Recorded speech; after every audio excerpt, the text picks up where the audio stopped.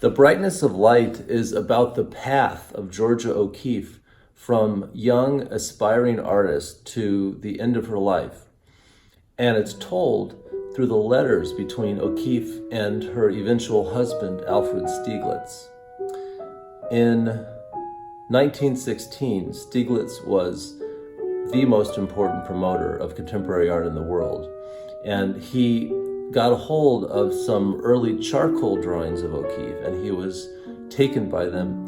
And in fact, what she was doing at the time was unlike anything that any American artist was doing. And maybe because she was a woman, she was never fully given credit for this. At any rate, the two of them fell in love, though they were often in different states. And so much of their early correspondence happened in the form of hundreds of letters to each other. What initially drew me, and I think also Renée Fleming, to the idea of O'Keeffe as a subject for this piece was, ironically, her words.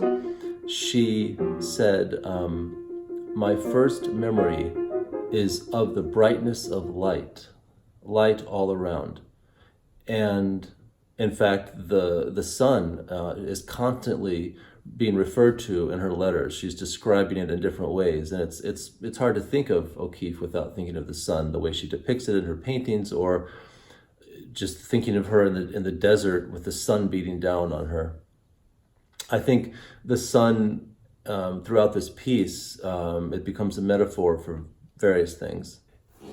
If there's one moment in O'Keeffe's life and her letters which I would say fueled my creative process in writing this, it would be the moment that she made the decision, at least in part, to turn her back on a complicated and often painful marriage to fully embrace her work and the desert land which she had been exposed to at earlier periods in her life. She writes to Stieglitz, who's heartbroken by her realization.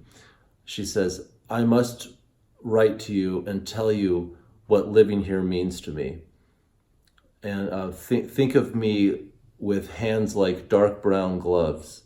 And she says, "What is here is very right. It is really terribly right."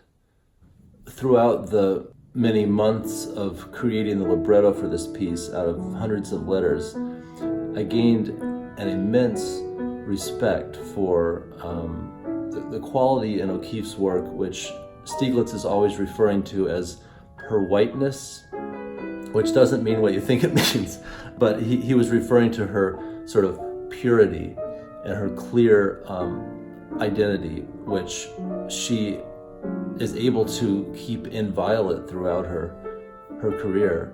And I aspire to that in my own work as well, to always strive to get down to exactly who I am as a musician, and not to allow anything to compromise that voice.